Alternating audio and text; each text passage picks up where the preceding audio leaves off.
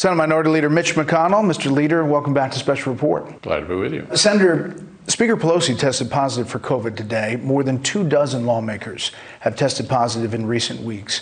Are you concerned about another COVID outbreak up here on Capitol Hill? Well, I think we've had these outbreaks periodically over the months, and I think COVID is not completely over, but we'll deal with it as it comes along. President Biden says if another wave comes that the U.S. may not be ready because of a lack of funding in Congress. Senator Schumer says this. Our Republican colleagues think they may be gaining some temporary advantage, but God forbid a second variant hits and people ask, why aren't the vaccines there? Why aren't the therapeutics there? The answer will be the Senate Republicans, to a person, blocked the ability to move forward and get this legislation done. How do you respond to that? Yeah, well, the answer is as follows. We had agreed to a $10 billion package paid for. By that I mean using repurposed funds from the $2 trillion package the Democrats jammed through on a party line basis last year. So it wasn't new money, reprogrammed existing money. But in the meantime, as I'm sure Fox has covered extensively, there was the decision about Title 42 and wreaking further havoc at the border with the argument that somehow COVID was behind us, making that same argument at the same time. So all we said was, we want to offer an amendment. But so will we see Republicans putting Title 42 reinstatement on every bill coming down the pike here? Well, let me emphasize, it wasn't just Republicans. You had both Arizona senators. You had the Montana, all Democrats. Senator from Montana, Senator from New Hampshire, Democrat, long way from the border. All agreed with us. This is a disastrous decision. But what do you say to the people who say it's cynical to wreck the COVID bill funding because of that? I would say you're mistaken. I think it's entirely relevant to the decision on the $10 billion. And all we were asking for is an amendment. I think the majority leader was afraid the amendment would pass because a number of his members agreed with us.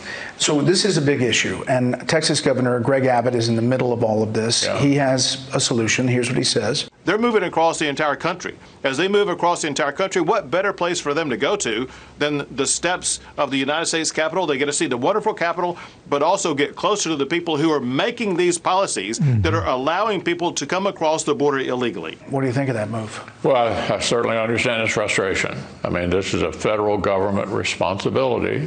He's living with the consequences of it, and I certainly understand his frustration. How big an issue will this be in the election coming up? Huge. Even before this ridiculous Title 42 decision, making the border situation even more disastrous than it already is. One of the things the previous administration did well is they got control of the border. The president promised to come in and change everything. He did. We have open borders now, almost. So it'll be a huge issue in the fall election. Mentioned at the top, Judge Ketanji Brown Jackson will be Justice Jackson. On Wednesday, you said this. She literally apologized to this self-described kingpin that she wasn't allowed to go softer. The fentanyl kingpin will be coming soon to a neighborhood near you, thanks to Judge Jackson. You know, it used to be that nominees were not attacked over ideology, that there was, especially if they had the votes, which clearly the Democrats did at this point. Do you regret any of the rhetoric under this nomination process? No, ideology is the point. She was treated very respectfully. We looked at her record, and she had two serious flaws from my perspective. Number one, she wouldn't join Justice Ginsburg and Justice Baier in denouncing court packing, which is simply an attack on the institution of the court she's now going to be joining. Bad decision. Number two, she had a clear and demonstrable record of sentencing, particularly in child pornography cases, for example, below the guidelines. So the judge is a judicial activist. And I don't think the president will be disappointed, but her record and her philosophy is entirely relevant to the Senate's decision as to whether or not to advise and consent. Well, you had 3 Republicans vote for her, including Republican from Alaska, Lisa Murkowski. In her statement, she said she was going to vote for Judge Jackson because it, quote, it also rests on my rejection of the corrosive politicization of the review process for the Supreme Court nominees, which on both sides of the aisle is growing worse and more detached from reality by the year. Now, you've called your refusal to hold the confirmation hearings for President Obama's nominee, Merrick Garland, one of the most consequential things you've done in your career. But how much do you think that that added to the politicization that Senator Murkowski references in her statement? Well, hardly at all, because Joe Biden, when he was chairman of the Judiciary Committee in 1992, when there was a Republican president and a Democratic Senate, even though there was not a vacancy, he offered the following thought, that if President Bush made an appointment that year, the presidential election year, they would not confirm it. 18 months before the end of Bush 43's term, both Harry Reid and Chuck Schumer said the same thing. We had not confirmed a Supreme Court justice in a presidential election year when the Senate was of one party and the president was of another since 1888. The decision I made was entirely consistent with what I know they would have done had the shoe been reversed, and what in fact was the tradition going back to 1888. You seem to suggest today in an interview, kind of with a non-answer, that you won't confirm a justice or put a justice up if you have the majority next year, should a seat become available. Is that accurate? Yeah, I'm not going to announce what our agenda might be on appointments before we even become the majority. I hope we're in a position to make a decision.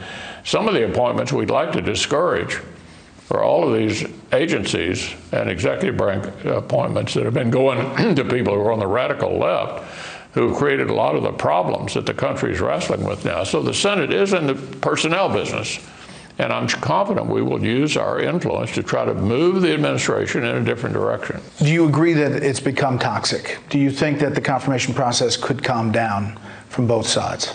It depends on what your definition of toxic is. Justice Jackson was treated respectfully.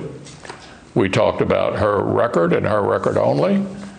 If you want to talk about the way they treated Robert Bork, Clarence Thomas, Bret Kavanaugh. or Bret Kavanaugh, that's my definition of it, not a respectful process. There was nothing during the Jackson confirmation that was unrelated to her record, which is precisely what the consent process in the Senate is about. What is your assessment of how the White House is handling Russia's invasion in Ukraine? Too little, too late in most instances. I think the president has been a little too cautious. He has generally gotten to the right place. We need to give the Ukrainians everything they want. As my colleague Ben Sass says, give them anything that'll shoot. They've demonstrated they have the willingness to fight, the ability to fight, and our goal ought to be to win. Do you think the Biden administration wants Ukraine to win? Well, I sure hope so. I can tell you a bipartisan group of members of Congress want the Ukrainians to win. They believe they can win, and we want to help them win. And do you think it's genocide, what's happening on the ground there? That's what the Ukrainians have observed. No question, these are war crimes. Of course, Putin is not going to be deterred by being called a war criminal. He will be deterred on the battlefield. And so what we need to do is to give them every single useful weapon they ask for and need to beat the Russians.